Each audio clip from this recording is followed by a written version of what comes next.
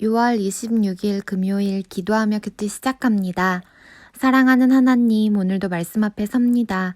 오늘의 말씀 가운데 우리 호선나 온 성도님들을 만나주시고 우리의 기도 가운데 응답하여 주시고 역사하여 주신 하나님을 경험하게 하여 주옵소서. 감사드리며 예수님의 이름으로 기도드립니다. 아멘. 오늘의 찬송 경배와 찬양으로 나의 영혼이 잠잠히 찬양 가사 함께 읽습니다.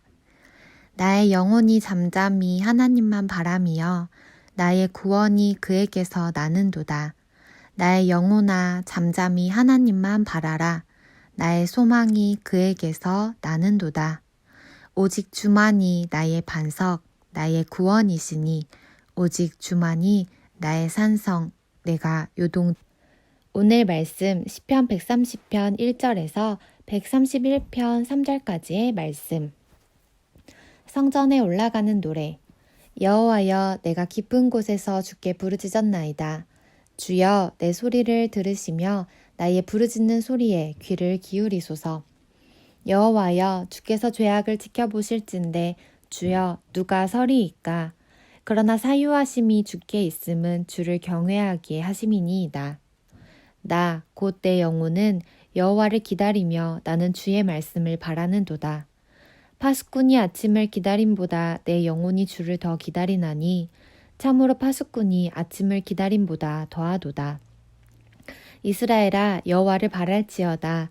여호와께서는 인자하심과 풍성한 속량이 있음이라. 그가 이스라엘을 그의 모든 죄악에서 속량하시리로다.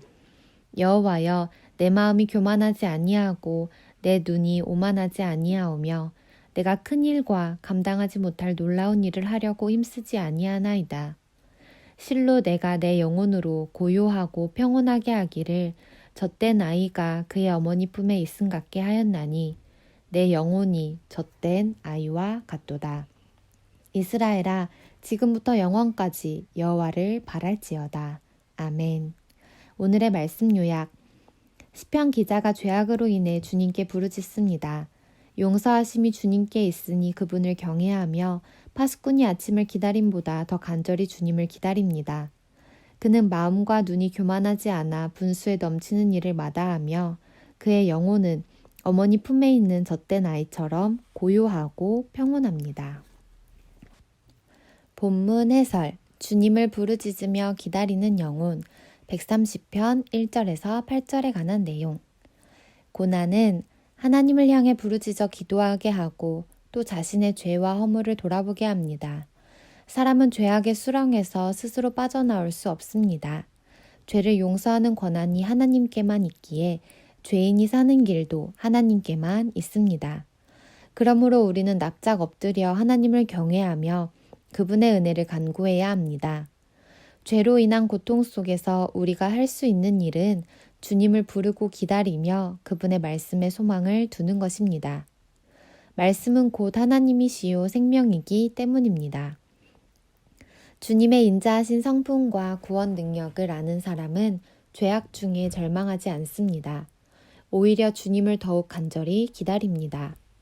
주님은 파수꾼이 아침을 기다림보다 더 주님을 기다리는 백성을 모든 죄악에서 속량하십니다. 잠시 멈추고 질문에 답해 주세요. 죄로 인해 깊은 수렁에 빠진 상황에서 하나님 백성은 어떻게 해야 하나요? 위에서 두 번째 줄. 사람은 죄악의 수렁에서 스스로 빠져나올 수 없습니다. 죄를 용서하는 권한이 하나님께만 있기에 죄인이 사는 길도 하나님께만 있습니다. 그러므로 우리는 납작 엎드려 하나님을 경외하며 그분의 은혜를 간구해야 합니다. 죄로 인한 고통 속에서 우리가 할 수 있는 일은 주님을 부르고 기다리며 그분의 말씀에 소망을 두는 것입니다. 나는 어떤 상황 때문에 주님을 경외하는 삶으로 나아가게 되나요? 우리의 삶을 돌아보며 이 질문에 답하는 시간 가져주세요. 이스라엘아, 영원히 여호와를 바랄지어다. 131편 1절에서 3절에 관한 내용. 하나님 백성은 자기가 하고 싶은 일이 아니라 하나님이 원하시는 일을 해야 합니다. 마음이 교만하면 하나님의 부르심과 상관없이 이기적인 욕망과 허영을 쫓습니다. 눈이 오만하면 스스로 지혜 있는 체하며 땅의 영화를 추구합니다.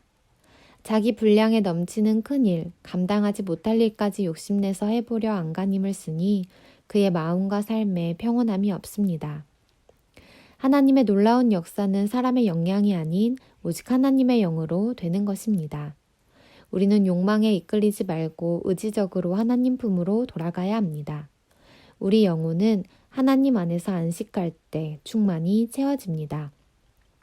성도가 바랄 영원한 본향은 하나님입니다. 잠시 멈추고 질문에 답해 주세요. 마음이 교만하고 눈이 오만한 사람의 삶은 어떠할까요? 위에서 두 번째 줄. 마음이 교만하면 하나님의 부르심과 상관없이 이기적인 욕망과 허영을 좇습니다. 눈이 오만하면 스스로 지혜 있는 체하며 땅의 영화를 추구합니다. 자기 분량에 넘치는 큰일, 감당하지 못할 일까지 욕심내서 해보려 안간힘을 쓰니 그의 마음과 삶에 평온함이 없습니다. 요즘 내가 평온을 누리지 못하고 있다면 그 이유는 무엇인가요? 우리의 마음과 삶을 돌아보며 이 질문에 답하는 시간 가져주세요. 묵상 에세이 인생의 터널을 통과하는 법. 더 이상 내려갈 곳이 없었다. 홍민기. 속상한 일이 있을 때 나는 사람을 잘 만나지 않는다. 상한 마음으로 사람을 만나면 되게 좋은 말을 안 하게 되고 그러면 나중에 후회하게 된다. 그래서 속상하면 자연으로 갔다. 서울 살 때는 양평도 가고 미사리도 갔다. 부산 살 때는 거제도와 통영, 남해가 이어지는 거가대교 쪽에 가곤 했다. 그렇게 나가서 하나님이 창조하신 아름다운 자연을 보며 하나님의 위대하심을 느끼고 그 창조물보다 나를 귀하게 여기시는 그 사랑이 느껴져 다시 힘을 얻곤 했다. 자신의 힘으로 해답을 찾으려고 너무 애쓰지 말라. 어둡고 힘든 터널을 지날 때는 위대한 일을 하는 것보다 일상생활을 유지하는 것이 중요하다. 아침에 일어나고 씻고 밥때 되면 밥 먹고 어느 정도 햇살도 맞으며 버티는 것이다. 시간이 조금씩 지나 그 혹독한 터널도 끝이 보이기 시작하면 삶의 이탈을 막으시고 나를 지키신 주님의 동행을 느끼게 된다. 내 고통보다 더 중요한 것은 주님과 함께함이다. 내 기도가 응답되는가 보다 내가 얼마나 주님을 닮아가는가에 집중해야 한다. 거룩하신 하나님의 뜻을 깨닫고 말씀에 순종하기 위해 기도하며 내 뜻을 내려놓는 작업을 해야 한다. 기도 시간의 길이는 중요하지 않다. 기도가 잘 나오지 않을 때도 아무 말 할 수 없을 때도 주님을 붙잡는 것이다. 말씀을 붙잡고 버티는 것이다. 포도나무 가지인 우리는 주님께 붙어 있으면 산다. 한절 묵상 시편 131편 1절에 관한 내용.